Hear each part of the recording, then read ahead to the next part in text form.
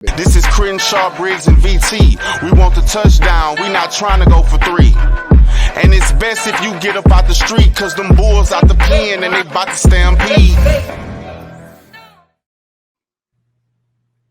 Well, we talked a lot about it already. Mr. McClain, kind of give us your rundown of the game. How do you think we came out with the W?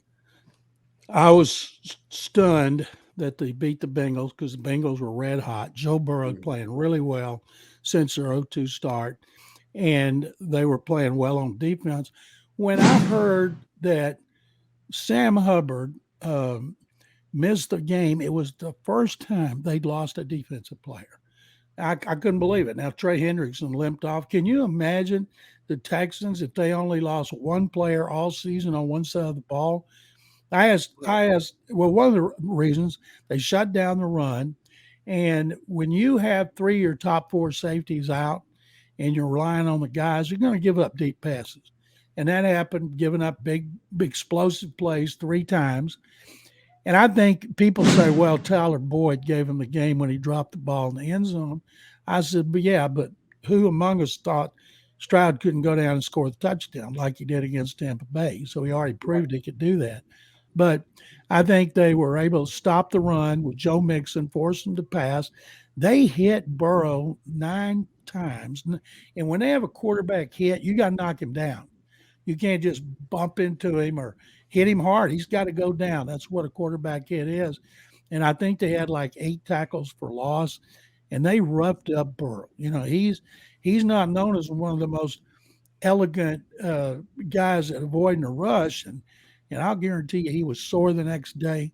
And I think being able to do that. And then when they got it 27-17, Stroud threw his worst pass of the season.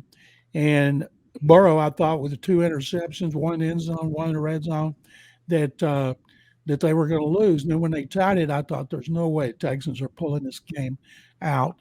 And I thought, well, Matt Amendola, he's never had a kick like this, and it just worked. It's almost like God has become a Texans fan because they're doing everything right. And I like the buzz. Everybody likes going to the stadium every day. Media, players. I was talking in the locker room today, talking to players, just shooting a breeze with them about how much fun they're having. And I asked a couple of the veterans, what do you do in this situation? You win a big game at Cincinnati, you were sky high. You got a big one coming up against Jacksonville. How do you make sure these young guys understand what's going on with Arizona and avoid another Carolina situation? And one of them said, hey, he said, these young guys on this team, and there are 5 of them who are starting and a bunch are playing draft choices, and as well as some second-year guys. He said, they get it. He said, the coaches do a great job of making sure these guys are focused. They understand what's at stake. He said, there's no way. He said, if we lose a game, it won't be because we're looking ahead. And I took him at his word because you always worry about that because you see it a lot. And I think they're going to beat Arizona. I think they're going to beat Jacksonville. They're going to beat Denver. And that would be 8 victories. They have 5 for the first time since 2019. I predicted they'd win 6. And I'm just amazed. I hope they get the hat trick of awards. Rookie of the Year, Offensive Rookie of the Year, Coach of the Year, and Executive of the Year. Obviously, I love what C.J. Stroud did. There's no question. But let me give some love to Bobby Slowick and his game planning of realizing that running the ball was actually something he could do and not just give up on the run completely. Devin Singletary, a career day, 150 yards, 5 yards per carry, a touchdown. Noah Brown had a career day with the passing, right? 172 yards and a touchdown. C.J. Stroud is elevating him. And you'll notice that one of the cool things about Bobby Slowick is he switches people up. He's putting Noah Brown in the slot in some games, 70%. And in other games, he puts him, lines him out wide, 70%. He is able to use different players, especially when there's injuries. Nico Collins wasn't there. So he has to use players when you're dealing with injuries. We didn't have a fullback. That actually forced him to change the game plan. And he did, and we were actually better for it. Remember when we initially had Noah Brown go on IR, he used Tank Dell, and then we saw him greatness. So the injuries, he used the injuries as opportunities for other players to to thrive. And that's what we're seeing with Bobby Slowick. I think he's on a great OC. And I feel like sometimes I had to defend him because of the Carolina and stuff. But, he's a rookie OC as well. He had to learn. The other things is, I've complained about our line, particularly our interior, not our edges. But shout out to Sheldon Rankins for having an amazing day at 3 sacks at opportune times, too. Not just like, sacks that don't matter at first downs, honestly. This is a sack that is forcing them to punt.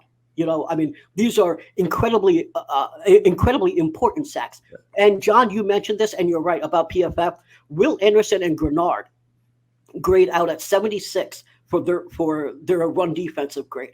We are top 3 in run defense, and it's because of that line. Will Anderson may not be getting sacks, but he's so good against the run that he's so impactful that I don't know if people see this. And I really wish more fans would watch the All-22, because I know that looking at the box scores, you're looking at, say, Chase Young or other defensive ends, but we wouldn't have won that Saints game without Will Anderson going after Kamara. We would not have won so many of these games where the Steelers game without stopping Najee Harris on certain areas. So Will Anderson has been critical, and that's one of the reasons why we won the Bengals games is because Will Anderson and my man Jonathan Grenard. You see the jersey back there. I believed in him in 2021, and he showed everyone that I was right. This is Crenshaw, Briggs, and VT. We want the touchdown. We not trying to go for 3. And it's best if you get up out the street, cause them bulls out the pen and they about to stampede.